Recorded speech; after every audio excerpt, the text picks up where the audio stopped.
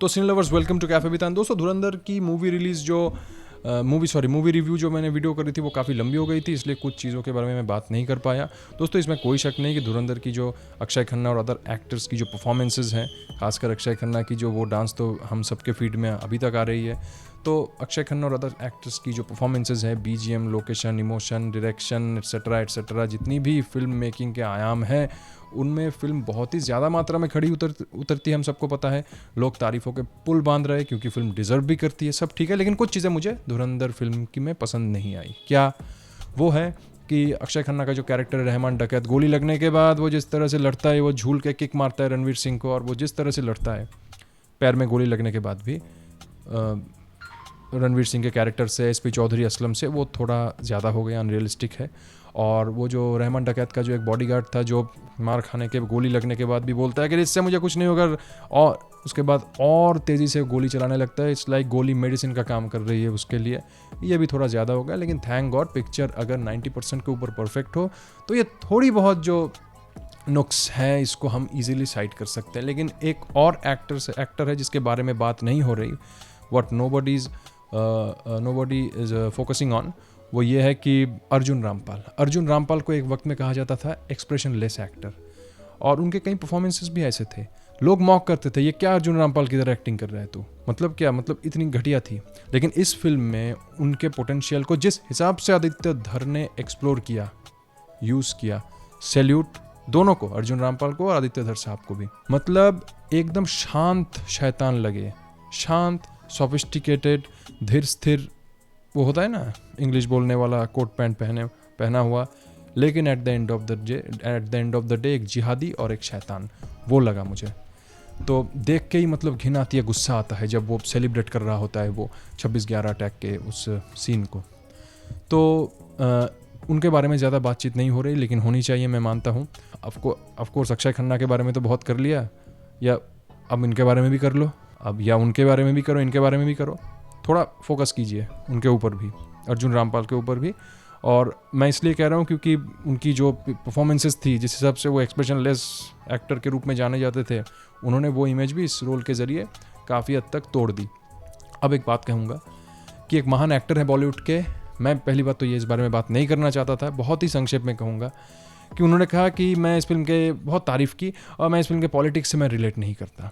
अच्छा, film maker को बहुत अवॉर्ड होना चाहिए ये सब प्रेजेंट करने के मैटर में, एट्सेट्रा। लेकिन वो कौन सी चीज़ से वो डिसएग्री करते हैं वो ये नहीं बता रहे। पाकिस्तान की जो आईएसआई है वो टेररिस्ट फैसिलिटेटर है, क्या वो इस बात से डिसएग्री करते हैं? पाकिस्तान के अंदर जो गैंगस्टर, बैंकर, आतंक, टेररिस्ट, आईएसआई जो नेक्सस है, क्या वो इस बात से डिसएग्री करते हैं? 26/11 जो पाकिस्तान ने ही करवाया, वो इस बात से डिसएग्री करते हैं? हो सकता है वो कराची से ना हुई हो प्लॉट, हो सकता है, या हो सकता है हुई हो। मैंने मान लिया कि फिल्म में रहमान डकैत ने जो हथियार दिया कसाब को, वो किसी और ने दिया था। रहमान डकैत मतलब हो सकता है वो इस्लामाबाद से प्लानिंग हुई हो, हालांकि शायद ऐसा नहीं है, कराची से ही हुई होगी, लेकिन चलिए मान लेते हैं इस्लामाबाद से हुई है। तो क्या हुआ, at the end of the day Pakistan नहीं करवाया। क्या आप इससे डिसएग्री करते हैं? क्या जो खनानी ब्रदर्स जो है, वो जो बैंकर है, उससे आप डिसएग्री करते हैं उनकी हरकतों से? अच्छा, फिल्म में जो ये डायलॉग है कि हिंदुस्तानियों के जो असली दुश्मन हिंदुस्तानी है, पाकिस्तान दूसरे नंबर पर आता है, क्या आप इससे डिसएग्री करते हैं? यूपी के जो माफिया की बात की गई है कंटेक्स्ट में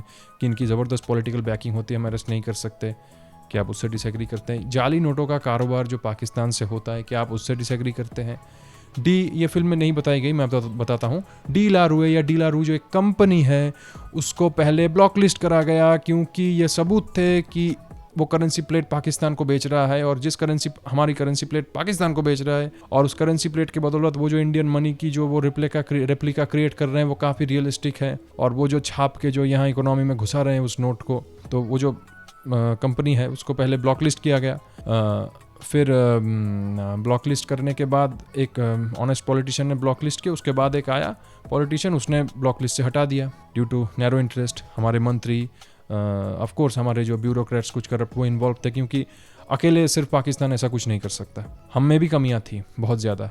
तो क्या आप इससे डिसएग्री करते हैं? क्या आप इससे डिसएग्री करते हैं कि आईएसआई जो है ये नोट छाप के डंप करता था यहाँ, इससे डिसएग्री करते हैं? आप किससे डिसएग्री करते हैं? क्या आप इससे डिसएग्री करते हैं कि रिलीजियस एक्सट्रीमिज्म जो है, रेडिकल जिहादी एक्सट्रीमिज्म, जो कि एक भयंकर रिलीजियस एक्सट्रीमिज्म है, जो 21st सेंचुरी की बिगेस्ट थ्रेट है, जो सांप की तरफ फन उठा के खड़ी है कि किसको निगल लें, किस सभ्यता को निगल लें। क्या इसको जो एज इट इज़ दिखाई गई पिक्चर में, एकदम एज इट इज़ दिखाया गया, रिलीजियस एक्सट्रीमिज्म है तो रिलीजियस चैंटिंग, रिलीजियस एलिमेंट वैसे ही दिखाई गई जैसे है, बिना शुगर कोट किए। क्या आप इसके खिलाफ हैं? आप किसके खिलाफ हैं? या आप किससे डिसएग्री करते हैं? ये आपको क्लियर करनी पड़ेगी। लेकिन भूल कर भी क्लियर मत कीजिए, वरना अभी तो ट्विटर में बैलेंसिंग एक्ट डाली है अपने डैमेज कंट्रोल के लिए, वरना आप झेल नहीं पाओगे। ये पब्लिक है। प्रॉब्लम पता है क्या? प्रॉब्लम मैं आपको बताता हूँ। प्रॉब्लम मैं उस एक्टर को नहीं कह रहा, मैं मेरे जो दर्शक हैं उन्हें कह रहा हूँ।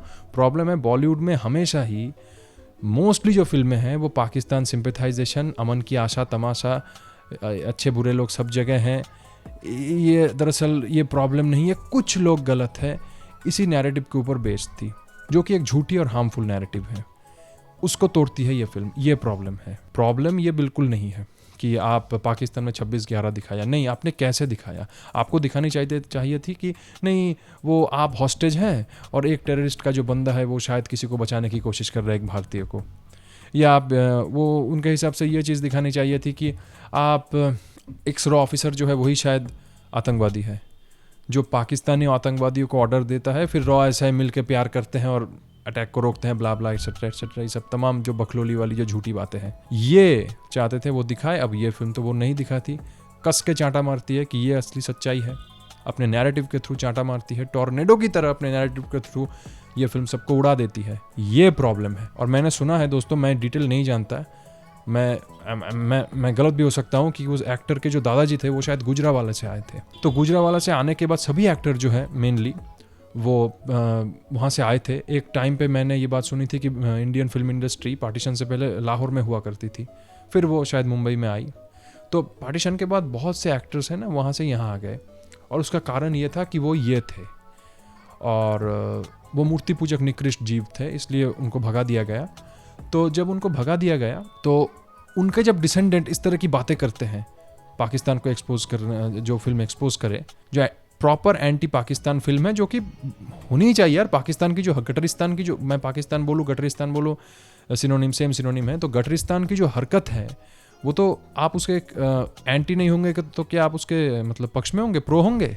एक कंप्लीट कंट्री जिसकी जो सोसाइटी है, अब बच्चों की अपब्रिंगिंग से लेकर एजुकेशन सिस्टम हो या तमाम जो और भी मतलब सोर्स हो, मतलब दिमाग में जो एंटी इंडिया मोर स्पेसिफिकली जो एंटी हिंदू हेट्रेड घुसाई जाती है कि हमें फतेह करनी है, हमें सबको मारना है, इस सभ्यता को नष्ट करना है, एटसेट्रा एटसेट्रा, ये बहुत नॉर्मल है वहाँ। तो इस पाकिस्तान को जब एक्सपोज करे और उस डिसेंडेंट, उसके मतलब उस एक्टर के दादा को जिसे भगाया गया पाकिस्तान से, उसके डिसेंडेंट जब ऐसी बात करें कि क्यों पाकिस्तान को ऐसे दिखा रहे हो, ऐसे नहीं, तब शर्म आती है। तो या तो ये स्टॉकहोम सिंड्रोम है या हाईली इग्नोरेंस। या वो होता है ना कि मुझे खुद को सूडो सेकुलर दिखाने के लिए मैं तो भाई किसी भी हद तक जा सकता हूँ। और जिस कारण से उनके दादाजी को, अगर सच में उनके दादाजी वहाँ से आए हैं तो, नहीं तो बॉलीवुड के बहुत से एक्टर्स के यार दादाजी वहाँ से आए हैं पाकिस्तान से, तो और वो आने का कारण वही था जिस कारण से 26/11 हुआ, जिस कारण से पाकिस्तान आज भी हिंदुस्तान को ख़त्म करना चाहता है, जिस कारण से कश्मीरी पंडित जेनोसाइड हुआ, वो सेम कारण था। और उस सेम कारण को, और जो वो कारण के पीछे के लोग हैं, उनको जब फिल्म एक्सपोज करती है तब आपको मिर्ची लगती है कि वो झूठी नैरेटिव तोड़ रही है, और तोड़ेगी। अभी तो कुछ भी नहीं हुआ। अब जैसे इस फिल्म को सपोर्ट मिला, अब आने वाले वक्त में आप देखेंगे कि बहुत सी ऐसी फिल्में बनेंगी कि एशिया के कुछ ऐसे डिक्टेटर्स भी मैंने सुना है कि मैंने क्या, सब जानते हैं जिनके ऊपर फिल्म नहीं बनी। हिटलर के ऊपर तो बनी है बहुत सी फिल्म, जिनके ऊपर फिल्म नहीं बनी, जिन्होंने 3 करोड़ 2 करोड़ लोग मरवा दिए। बहुत से ऐसे हैं एशिया में, एक टाइम पे थे ऐसे रूलर, उनको भी एक्सपोज करके फिल्में बनेंगी, क्या पता तब और मिर्ची लगे। और भी कई चीज़ों को एक्सपोज करके फिल्में बनेंगी। दुख इस बात का है कि इस जिहादी एक्सट्रीमिज्म जो है, यही तो मेन प्रॉब्लम है ना, नहीं तो पाकिस्तान इसी के ऊपर ही फिल्म है, यही है। इसलिए वो एजेंट जो है वहाँ जाता है, क्योंकि पाकिस्तान इसी के बेसिस पे जो भी करना वो करता है, हिंदुस्तान को बर्बाद करना चाहता है। वो इसलिए बर्बाद नहीं करना चाहता कि हम गोरे हैं या काले हैं, दैट्स इट। तो ये रेडिकल जिहादी एक्सट्रीमिज्म है, इसके जो शिकार हैं एक्चुअली मूर्ति पूजक निकृष्ट जीव, वो इनके सपोर्ट में खड़े हो जाते हैं। ये सबसे ज़्यादा दुख की बात है। तो ऐसे लोगों को प्लीज़ पहचान के रखिए। अंत में यही बोलूँगा, फिल्म में वही दिखाई गई है जो सच्चाई है, जो एक्चुअल पाकिस्तानी माइंडसेट है, वहाँ के जो जो भी पॉलिटिकल जो भी डायनामिक्स है कि बलोच इससे नफरत करता है, पंजाबी सिंध इससे करता है, पठान उससे करता है, सब पंजाबी से करते हैं एट्सेट्रा एट्सेट्रा। पहली फिल्म है जो बलोच फ्रीडम स्ट्रगल को खुल के दिखाती है, इससे पहले तो मुझे नहीं पता कौन सी बॉलीवुड फिल्म में दिखाई है। और बलोच फ्रीडम स्ट्रगल जो है वो कोई जिहादी एक्सट्रीमिस्ट आइडियोलॉजी के ऊपर बेस करके नहीं है, वो कंप्लीटली लिंग्विस्टिक और एथनिकल लड़ाई है उनकी कि बलूचिस्तान एक आज़ाद देश था, वो पाकिस्तान में मिलना नहीं चाहते थे लेकिन फिर भी कब्जा किया है पाकिस्तान ने आज़ादी के बाद। खैर, तो अंत में यही कहूँगा कि एक चीज़ हमेशा याद रखिए जो फिल्म दिखाती है कि पाकिस्तान के साथ हमारी कोई जियोपॉलिटिकल लड़ाई नहीं है। अमेरिका के साथ रशिया की लड़ाई जियोपॉलिटिकल है। हाँ, नुकसान पहुंचाने की कोशिश करते हैं दोनों ही कई तरीक़ों से एज पर देयर कैपेसिटी, लेकिन पाकिस्तान के साथ जो हमारी लड़ाई है वो सिविलाइजेशनल है। मतलब कल को अमेरिका और रशिया के रिश्ते सुधर सकते हैं, हमारे और पाकिस्तान के रिश्ते बिल्कुल सुधर नहीं सकते, क्योंकि पाकिस्तान की जो बुनियाद है या उसकी जो आइडियोलॉजी है वो फंडामेंटल भारत के एग्जिस्टेंस के खिलाफ है। और फंडामेंटल एग्जिस्टेंस के खिलाफ अगर कोई आइडियोलॉजी हो तो उसे आप सॉर्ट आउट नहीं कर सकते। तब तक या तो आप सामने वाले को मिटा दो या खुद मिट जाओ, नहीं तो वो तो सुधर नहीं सकता, सॉर्ट आउट नहीं हो सकता, क्योंकि ये फंडामेंटल अगर आप किसी के अगेंस्ट है, जैसे पाकिस्तान, मेरी जो एग्जिस्टेंस है वही उसके लिए प्रॉब्लम है। मैं ये कर रहा हूँ, मैं ऐसे चल रहा हूँ तो प्रॉब्लम है, मेरी पॉलिसी ऐसे हो जाए तो प्रॉब्लम नहीं है ना। मैं जो हूँ जिंदा, ये सभ्यता है, यही प्रॉब्लम है और कुछ प्रॉब्लम नहीं है। तो प्लीज़ अवॉइड रहिए, शत्रु बहुत डेवलप कीजिए कि कौन असल में शत्रु है, और शत्रु को शत्रु की तरह ही दिखानी चाहिए फिल्म में, जो कि ये फिल्म दिखाती है, नो डाउट। तो दोस्तों यही था आज का वीडियो, मिलते हैं किसी नए वीडियो में।